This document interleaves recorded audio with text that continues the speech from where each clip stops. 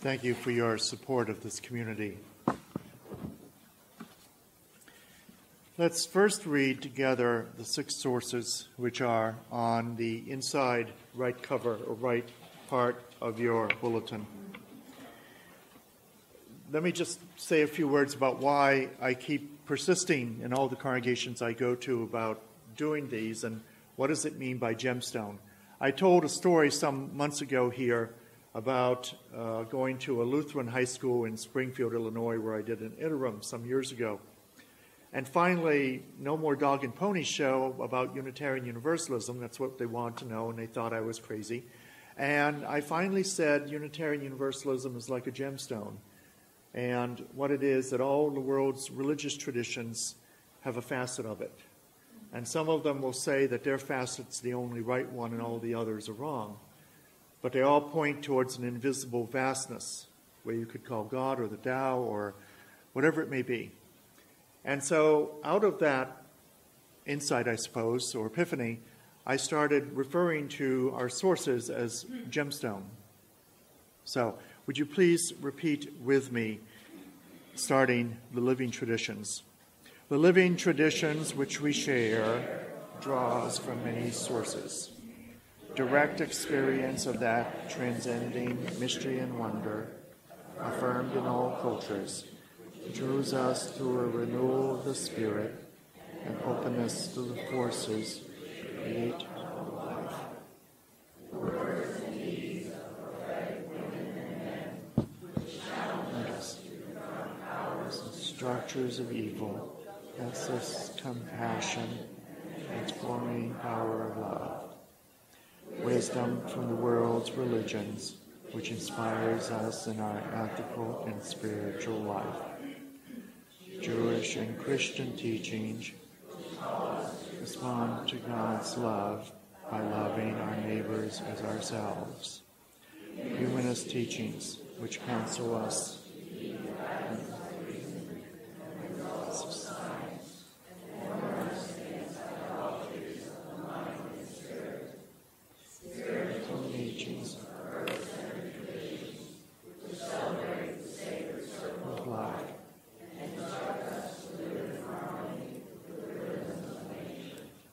See, you have it memorized in no time.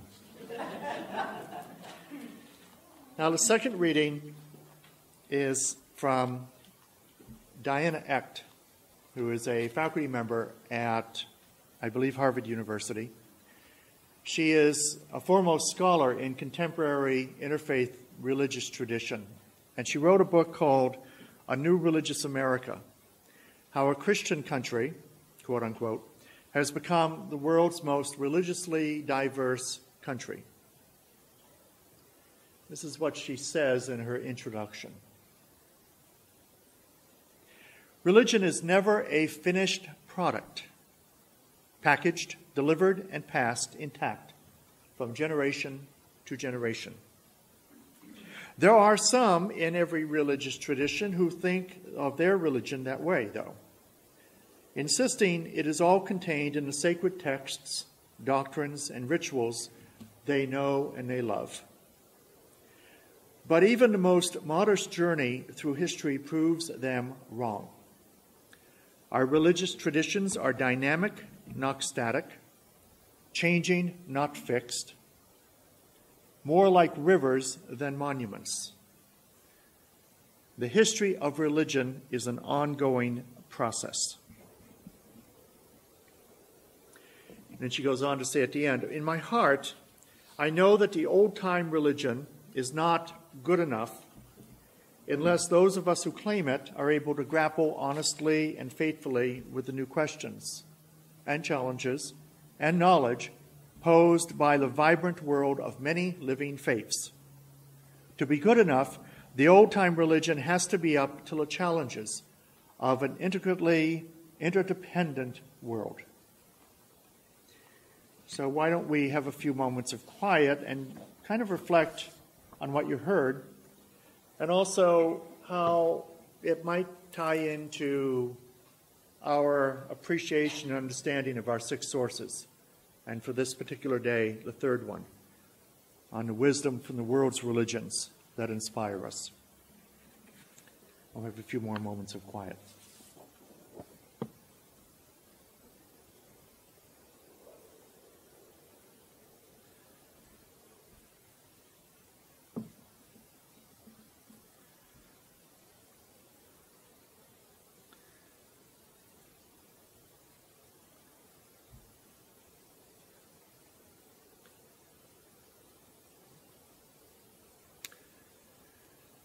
So I know you know the answer now, but there's no quiz. Paula and Jorge, thank you as always for your music. And thank you to Kathy for coming in to, where is Kathy? There you are, back in the corner. And you're also helping with the podcast, right? And thank you for that. And also particularly to Jay and the communications folks, because now we're doing podcasting as well as the written variants of most of our services on our website. And Jay has almost single-handedly redesigned the website into really what is becoming a thing of beauty. So thank you, Jay, for all the work that you have done. Now, oh yeah, what the heck? Jay never gets embarrassed by anything anyway, so this is good for him. And now he'll turn off the recorder for the rest of the time. On Friday, I had an urgent email from the AmMed Hospital in Anderson. And it was high priority email, so I thought, okay. And I get about 1,000 emails a day, so it's figured, okay, just another one. And it was one of the chaplains who said, help. There's a young man in the psychiatric unit who says he's Buddhist. And I know you're Buddhist, and maybe you can help us. He wants to have a person come in and have some time with him. And he wanted a Buddhist monk. Can you help us? And so I wrote back, well, I'm not a monastic anymore, although I spent a year at a monastery, but I'd be happy to come over to help. And so on Saturday, yesterday, I went over in the morning, and I met with the on-call chaplain, and I met with the young man for about an hour, and he was filled with words. He had a lot of words to say. And he was actually a Vietnam vet. And he'd encountered Buddhism in Vietnam during a very traumatic time during the war there. It was a fascinating conversation, and on my way back, I kept thinking about how is it that I get all these calls? Because when I was in Yakima, Washington, which is on the east side of the Cascades, and Springfield, Illinois, and Roseburg, Oregon, I'd get these calls from chaplains saying, can you help us? And of course, I would be more than happy to say yes. Now, granted, there aren't a lot of Buddhists running around, at least visibly, although I was going to mention Jean Milgram, who I understand has got a job now, and she's very excited about it. But most of the calls that I would get come to that strange little part of the admission form in the hospital which says, for your religious preference, none of the above. Now, the chaplains there do their best to cover all the bases. But we, Unitarian Universalists, fulfill an important function here. We cover those categories of non-religious and none of the above traditions when the going gets tough for people. It reminds me a bit of the theme from Ghostbusters. Who are you going to call? And then I envision in every chaplaincy office in hospitals in the United States, there's a small glass panel which has red, and there's a phone inside, and on the lettering it says, in case of none of the above, call a Unitarian Universalist. So I mention this story because I think it points out an essential question for us. And it's not a small question. It's what's the future of Unitarian Universalism here in upstate South Carolina and really in the world? You may remember some weeks ago that I said quite straightforwardly that I believe, first and foremost, we are a religious community. Dick Danforth, of course, who's in Sweden right now, immediately fell over in a faint. But he and I had some very great talks afterwards about what it meant to be a religious person and community. I think our 6 sources that we read a few minutes ago are the basis of our religious identity. I've talked about the first 2 before, and today the third. I think, and this is just my hypothesis now, I think that we are the first long-term, because we come from Protestant tradition back to the Reformation, I think we are the first religious faith to embrace all the world's wisdom and artful learning and begin to see it as one whole rather than disparate pieces. You might see it as the 7th principle that Meg talked about, the interdependent web of all existence. In a reading this morning, Diana X says, our religious traditions are dynamic and not static. They're changing and not fixed. They're more like rivers than monuments. The history of religion is an ongoing process. Now, I think she's slightly wrong. I don't think she goes far enough. I would say the history and future of religion is an ongoing process, because we tend to see history as back there. And granted, history is going forward, but I think the word future is important. Now, why? And what's it mean to us?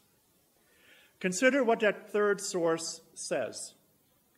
Wisdom from the world's religions which inspires us in our ethical and spiritual life. It's no small feat. It doesn't say some of the world's religions. It doesn't say the only true world's religion, but it assumes that all religions have wisdom to share.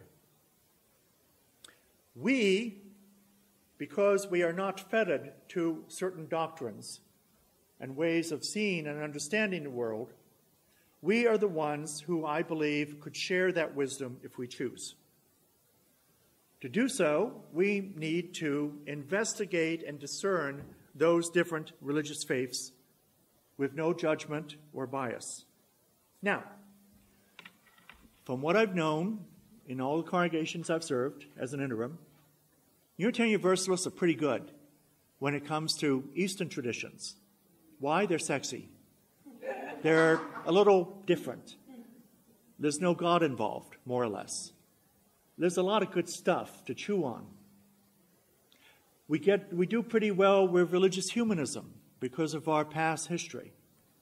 When we get to the Western monotheistic traditions, then things get maybe a little bit slightly dicey. Because Islam, Judaism, and especially Christianity are just a little bit too close to our own history in our lives. Now, many here have had, when they were children or youth, blank stares if they asked the wrong question. Some here have felt betrayed by religious traditions that preach love on the one hand and damnation on the other in the same sentence. We try not to do that here, nor do we give it to our children and youth. What this third source does is present us with a challenge to go beyond those old hurts that we might legitimately carry. Not to discount either the pain and angst that we might have had from the religions of our childhood and our adolescence, but to recognize that they, by their nature, are incomplete. And part of our job is to help them become complete. So, for example, let's be straightforward, talk about Christianity.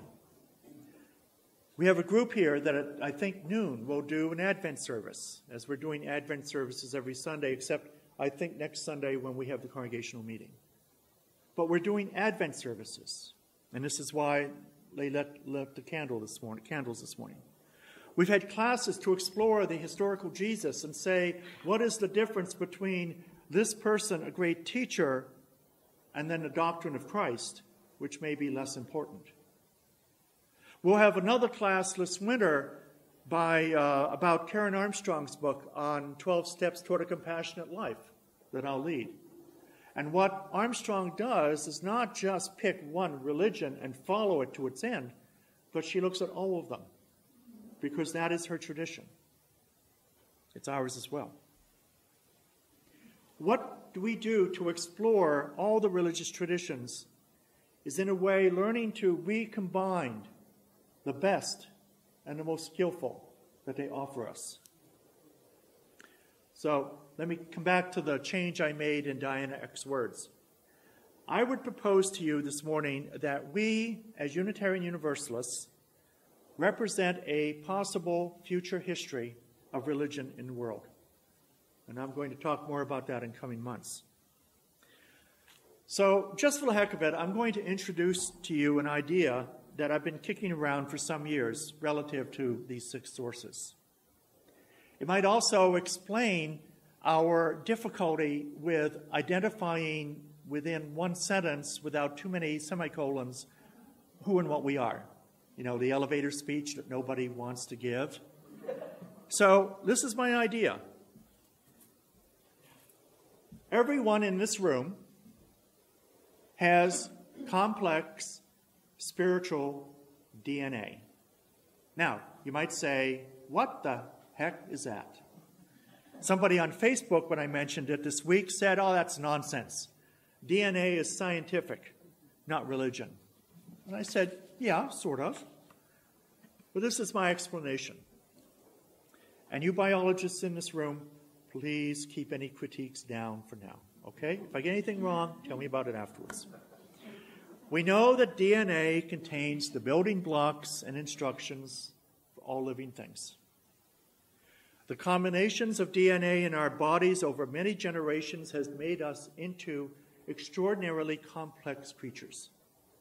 No one in this room is purely white. Use some other nationalities, Scottish, German, or any particular nationality. We are all, to some degree or another, interracial because of the thousands of generations, especially in the last 400 years, where there's been this incredible mixture of our DNA as we have moved together and become more integrated. I would suggest to you that our spiritual DNA is similar. Diana Eck mentions in her book that just 3 or 4 generations ago, the American religious scene was, well, pretty much all the same. It was mostly Protestant. We were more or less Christian nation, sort of. Catholics were tolerated. Jews were suspect, as were Mormons. Until the end of the 19th century, there was almost no awareness of Eastern religious traditions in this country. Buddhism, Taoism, and Hinduism, for 3, were almost completely unknown until the end of the 19th century. And by the way, some of the people who made them known were Unitarians. Because people who were Unitarian, I'm not mentioning Universalists here, were invited folks to this country so that they could start being part of an international symposium of world religions. But even Islam was mostly unknown, very mysterious out there someplace. Now, look at, even if you want to imagine how unlikely it seems, the rich diversity of faiths today that are learning how to get along or at least talk to each other politely. In Clemson, we have the Islamic Society, we have a number of Buddhist sitting groups, we have, of course, many Christian congregations, we have a whole variety, though, of none of the aboves. And most of the none of the aboves either come here or they don't even know you exist. Or they're trying to sort out their own spiritual tradition. Now, I say spiritual DNA rather than religious DNA because I think spirituality is inherently mystery. It's unknown. You can't hold on to it. It's like Jell-O and juggling it. You simply can't hang on to it. You know it when you see it, when you experience it, but its nature is not to have boundaries. But religion is. Religion is a way of defining that great mystery. So I would argue that spirituality is around us all the time. I'll give you an example. Last night I drove over here to make sure the building was okay after the power went out. And I drove here in a driveway, and I got out of my car. I'm glad I had my flashlight on my iPhone. But I turned my lights off. It's true, Carolyn. I'm glad I had it. I turned my lights off, and there was not one other light in the whole area, and the sky was gorgeous. There was that moment of insight, of beauty, of awe that couldn't be repeated if we tried it a dozen times. That's what we experience. And what we're happening with these experiences of the spiritual right in front of us is, if any of you, and I haven't done this, I hope to do this, Deborah and I hope to do this sometime in our lives, going to those caves in southern France where Le Cro-Magnon did their extraordinary paintings. That's spirituality. That's awe. You go to a cathedral in Europe, and a vast space fills you with wonder. Stonehenge and so many other great monuments in the world are representative of spiritual deepening. And so I would say that our spiritual DNA over many generations has been moving and shaping and evolving, and it's becoming recombined all the time as we become a more integrated world. It's in art and music, it's the presence of the sacred, it's in so much. The spiritual DNA in this room is complex because every single one of us in this room has come from a different, assorted, sometimes confused, but always questioning religious journey. I would bet that almost everybody in this room has come from a somewhat traditional religious upbringing, or in my case, none, because I grew up on a farm, we didn't go to church. But our experiences and our questioning kept pulling us along because we weren't satisfied. And I think that's what continues as a carrier of that spiritual DNA. And that's why our 6 sources are so important, because you can pick one of them and say, wow, that speaks to my experience. But the other kicker is you don't get to reject the others. They're all part of that great strand of spiritual DNA. So here we are, as the carriers of that special DNA to the next generation of Clemson and beyond, if you want. I say if you want because it truly is your decision. We have 2 tasks that we're right in the middle of right now in this second interim year. First of all, you have this great search committee, which is led by Nate over there. Raise your hand, Nate. There you go. And there are others who are, some here, some not here today, who are on that committee, and they're great. And the search committee is doing some dynamite work, because what you're doing is you're preparing for the next generation of ministry at UUFC. You have a pretty much agreed upon idea that, yes, you want to continue ministry. The second thing is you're finishing your annual stewardship campaign that's been very ably led by many fine people here. Both are very deeply connected to how you're going to reproduce that spiritual DNA for the next generation of people here. The search committee operates from a pretty much universal understanding.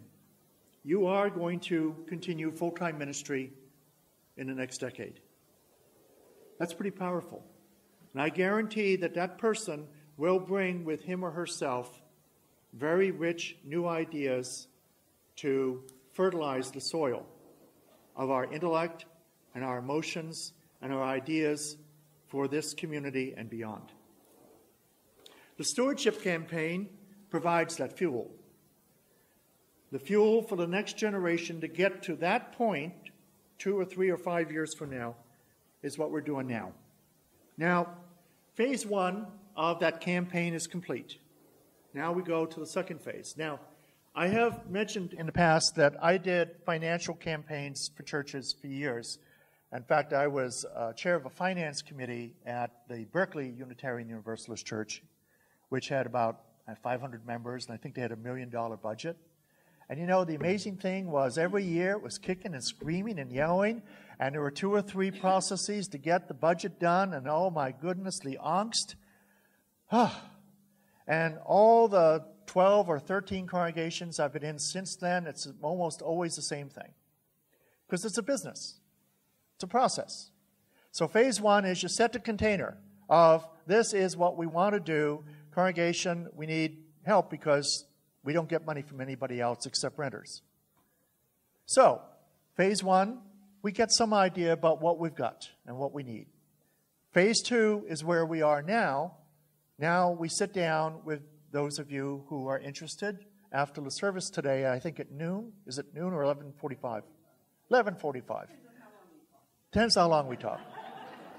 We'll go in the social hall, chairs will be in a round, and Cindy is going to give you an outline of where we are in the budget process, and we'll work on phase 2. And if necessary, we'll do phase 3. It's perfectly fine. It's all basic groundwork. You're the shareholders in this congregation and the next generation. So you have a big role in this. So I hope you'll attend. Now, what you're going to do, both the search committee and all of us, is you're going to finish the job. What's the job? To combine the spiritual DNA in this building and in this room. Everyone who has ever been here and come back, all of those who have been here and no longer with us, all of you here, and most importantly, all those people out there who have no idea you're here, but desperately need to know. Those are the people who are going to enrich and recombine that spiritual DNA. You've been working to blend it together into a mixture of religious community and spiritual deepening at a world time when it is desperately needed in the world. Now, when I went over to see this guy yesterday, he talked a lot. I mean, he was nonstop, and I almost invited him here after he gets out because he'd fit in. Actually, he'd fit in. He's a very highly intelligent young man. Actually, he's not that young. He's my age. But in his many words of discourse, he mentioned a song that he really loved. And I said, well, what's that? And it's an American spiritual. And Paula is going to just do a few notes of it.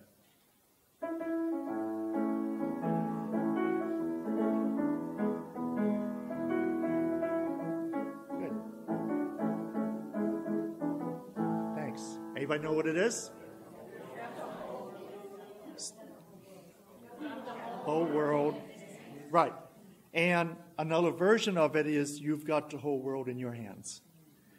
And it's a really gorgeous piece of music. And I like that he'd mentioned it because this is what you've got in your whole hands right here, is this part of the world. One hand is that search committee who represents you. The other hand is each of you who support this fellowship with your energy and, yes, your financial support. And one hand can't do it all. Can't hold all liberal religion in Clemson and surrounding area alone. It's got to be done with both hands. So just as both intertwining strands of DNA have to work with each other and move with each other, so too do your two hands of hope and determination. You got to keep it going forward as the spirit of liberal religion here. So let me just end by going back to my story about chaplain calls. I have a suspicion, not from here, by the way, that we do think of ourselves a tad as none of the above folks. I'd invite us to reconsider that in complex spiritual DNA that we carry from all the generations that brought us to this place.